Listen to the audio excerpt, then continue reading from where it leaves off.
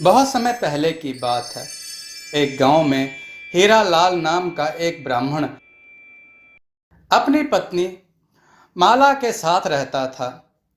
हीरा लाल आलसी तो था, पर वो भगवान शंकर का परम भक्त भी था। वो सुबह शाम भगवान शंकर की पूजा करता और भगवान शंकर का नाम जप करता रहता। हीरा लाल रोज यही दो काम करता। बाकी समय अपने आलसीपन की वजह से वह घर में ही सोया रहता था। इसी वजह से हीरा लाल और उसकी पत्नी माला के बीच दिन भर अनबन होती रहती थी। सुनते हो जी, आज जल्दी से खाना खाकर खेत चले जाओ, आज फसल कटनी है। और हाँ, खेत से आते हुए सरसों का साग भी लेते हुए आना। घर में सब्जी बनाने को कुछ भी नहीं है, आते हुए भूल मत जाना, नहीं तो आज खाना नहीं बनेगा। मैं पहले ही बोल रही हूँ। माला ऐसा बोल ही रही थी कि हीरा लाल अपनी पत्नी की बातों को नजरअंदाज करके बस सोने चला जाता है। कैलाश में बैठी माता पार्वती भगवान शंकर से कहती हैं, भगवान, यह आपका कैसा भक्त है? ऐसा क्या कारण है कि आपकी भक्ति तो करता है पर कोई काम नहीं करता? आपको तो इसका मार्गदर्शन करना चाहिए। भगवान शंकर जी ने कहा, सही समय आने पर मैं इसे उचित शिक्षा दूंगा, इसे मंत्रों का उच्चारण और हर बातों का ज्ञान दूंगा। इधर हीरा लाल की पत्नी माला हीरा लाल से बोलती है, अरे दिन भर सोते रहेंगे क्या? आज फसल कटनी है। फसल कटने के लिए तुम्हें खेत पर जाना होगा। खेत में फसल बहुत बड़ी हो चुकी है। अगर आज फसल को नहीं काटा तो उसे जानवर चर जाएंगे, नहीं तो कोई चुरा लेगा। मेरी बात सुन ही नहीं रहे। हे भोलेनाथ, जाने इस आलसी का क्या होगा। मैं तो इन बातों से उकता चुकी हूँ। माला बोलती जा रही थी, पर हीरा लाल को तो कोई फर्क ही नहीं पड़ रहा था। वो चुपचाप बिस्तर पर लेटा हुआ था।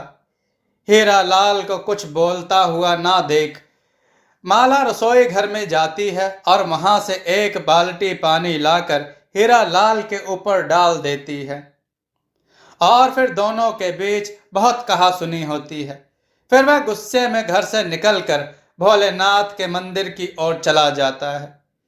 मंदिर जाकर वह गुस्से में भगवान शंकर जी से कहने लगता है, अगर मैंने आपकी भक्ति श्रद्धा पूर्वक की है तो मुझे वरदान दीजिए। ऐसा बोलकर हीरा लाल जोर जोर से रोने लगता है। उसके भक्ति भाव को देखकर भोलेनाथ स्वयं हीरा लाल को दर्शन देते हैं और कहते हैं, पुत्र, तुम मेरे परम भक्त हो। तुम्हारी भक्ति से मैं बहुत प्रसन्न हूं। बोलो, तुम्हें क्या वरदान चाहिए?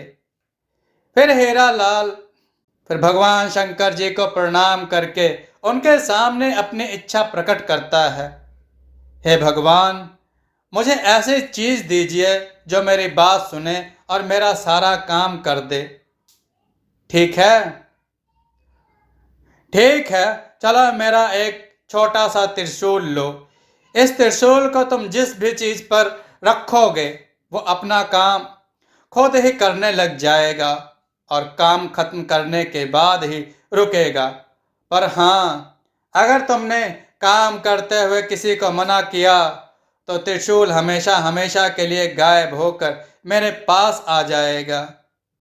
हीरा लाल बहुत खुश हो जाता है और मन ही मन सोचता है कि अब से उसे कोई भी काम नहीं करना पड़ेगा। फिर वह त्रिशूल लेकर घर जाता है और अपनी पत्नी को भगवान शंकर के वरदान के बारे में बताता है। ऐसे ही कुछ दिन गुजर जाते हैं। हीरा लाल उस त्रिशूल को पाकर बहुत खुश था। उसे उसे दिन से कुछ भी काम नहीं करना पड़ता था। वह जिस चीज पर उसे त्रिशूल को रख देता वो चीज अपने आप ही अपना काम करने लग जाती। ऐसे ही एक दिन हीरा लाल को चाय पीना था। उसे चाय के बर्तन में त्रिशूल रखा और बोला, मुझे एक चाय बना दो। यह बोलते ही चाय के पतीले में अपने आप ही दूध, चीनी, चाय की पत्ती सब डल जाती है और फिर उसको एक साथ उबाल कर एक कप चाय बनकर उसके सामने आ जाती है। इसी तरह वह हर काम में भगवान शंकर की दिए हुए उस त्रिशूल को इस्तेमाल करता। घास में पानी देना होता तो त्रिशूल से अपने पानी देने वाली पाइप को छूकर पाइप को कहता, पाइप, यह एक बाल्टी पानी अपने आप से फूलों पर डल दो। यह एक बाल्टी पानी अपने आप से फूलों पर डाल दो। पाइप को यह काम बोलकर हीरा लाल घर के अंदर सोने चला जाता और उसके सोते ही लाइट चली जाती है। लाइट चली जाने के कारण पंखा बंद हो जाता है, पर हीरा लाल बिना चिंता करते हुए वह अपने हाथ पंखे को कहता है, मुझे गर्मी लग रही है, जब तक लाइट न आए तो मुझे इस पंखे से हवा करो। हीरा लाल के कहे अनुसार हाथ पंखा बिना देर किए हवा करने लग जाता है और जैसे लाइट आती है तो हाथ पंखा बंद हो जाता है। इस तरह वह अपने हाथ से बिना कुछ काम किए बड़ी आसानी से सारे काम को करा लेता है। फिर एक दिन हीरा लाल को भूख लगी और अच्छे अच्छे पकवान खाने का मन किया, तो खाना खाने बैठा। हीरा लाल मन में ही बोलने लगा, ऐसा करते हैं, प्लेट से तरह तरह से पकवान निकाल कर। हीरा लाल मन में ही बोलने लगा, ऐसा कहते हैं, प्लेट से तरह तरह के पकवान निकालकर हीरा लाल के मुंह में जाने लगे। हीरा लाल मन में ही बोलने लगा, ऐसा कहते ही प्लेट से तरह तरह के पकवान निकलकर हीरा लाल के मुंह में जाने लगे। तरह तरह की मिठाइयाँ, नए नए स्वाद पकवान और बिना रुके अपने आप ही उसके मुंह में जाने लगे और वह बड़े मजे से उन्हें खाकर आनंद ले रहा था। पर यह मजाक कुछ देर तक ही था। थोड़ी देर में हीरा लाल का पेट भर गया और वह खा नहीं पा रहा था, पर खाना था उसके रुकने का नाम ही नहीं दे पर खाना था कि उसके रुकने का नाम ही नहीं ले रहा था। प्लेट से भिन्न भिन्न प्रकार के व्यंजन निकलकर उसके मुंह में जा रहे थे। यह देखकर हीरा लाल परेशान हो गया। वो जैसे ही खाने को मना करने जा रहा था तो उसे भगवान शंकर की बात याद आई कि अगर वो काम करते हुए त्रिशूल को मना करता है तो उसका वरदान हमेशा हमेशा के लिए समाप्त हो जाएगा। यह सब सोचते हुए चिल्लाने लगा। उसकी चिल्लाने की आवाज सुनकर उसकी पत्नी रसोई घर से बाहर आती है और हीरा लाल को देखकर हैरान हो जाती है।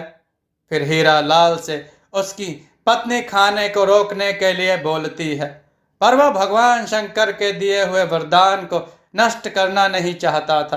पर आखिरकार उसे बोलना पड़ा। त्रिशूल भी गायब हो गए।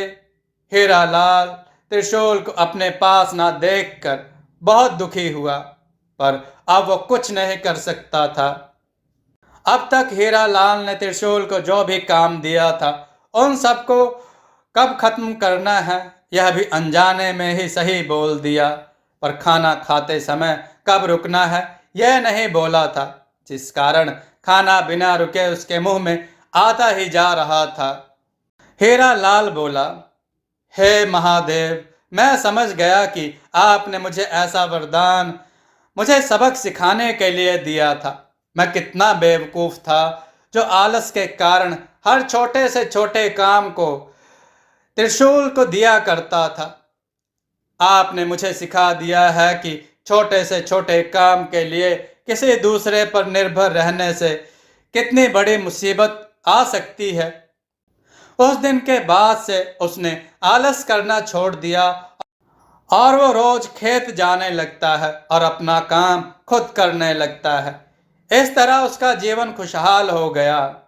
दोस्तों, आपको यह कथा कैसी लगी, अपने विचार और सुझाव कमेंट में जरूर दें। हमारी कथाओं को लाइक करें, हमारे चैनल को सब्सक्राइब करना न भूलें। हमारी कथाओं को शेयर जरूर करें, जिससे लोगों को अच्छा ज्ञान प्राप्त हो। जय श्री राम भक्तों।